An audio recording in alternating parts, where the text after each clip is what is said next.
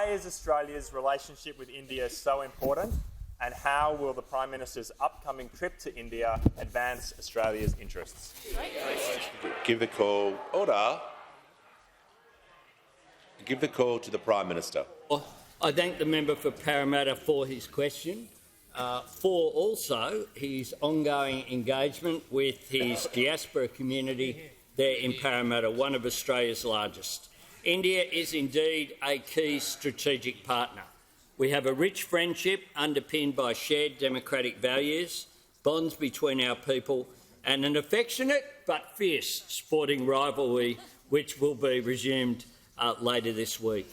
The Barghese report about the relationship with India is a very significant one, but it should not be left on the shelf. What we need to do is to make sure that we continue to develop the relationship. And indeed, one of the first things that I did as Prime Minister was go to the Quad Leaders meeting in Tokyo and meet with Prime Minister Modi, and I look forward to, later this week, meeting with Prime Minister Modi for the third time, along with our Trade Minister and our Resources Minister, and more than 25 business leaders, including significant leaders of the resources sector, the education sector, the IT sector and communications transport sector, are all travelling as part of that delegation. India is Australia's sixth largest trading partner, but there is so much potential for so much more. Creating Australian jobs, helping our industries prosper, sparking growth and innovation. Renewable energy will be a focus of this visit. India's ambitious goals of 50% renewables and 30% electric vehicles by 2030 provide an opening for Australian manufacturing and resources. And our relationship with India is vital from a security perspective as well. Our defence links are growing. Australia will host Exercise Malabar for the first time this year. We will welcome Prime Minister Modi to Australia for the Quad Leaders meeting in the first half of this year, joining with the leaders of Japan and the United States in promoting a free, fair and rules-based order and a stable and balanced region.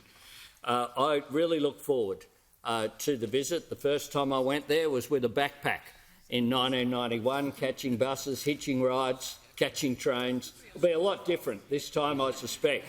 But the relationship with India is very, very important one.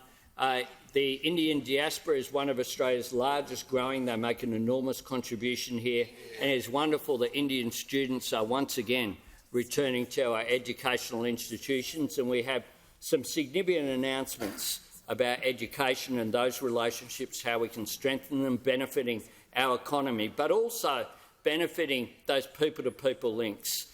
No relationship is better on a phone or on a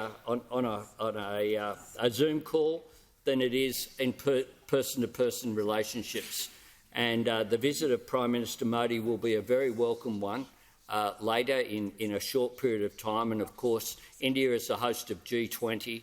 I will attend there as well, as ministers are for the ministerial meetings. This will be a very significant visit, and I'm really looking forward to it.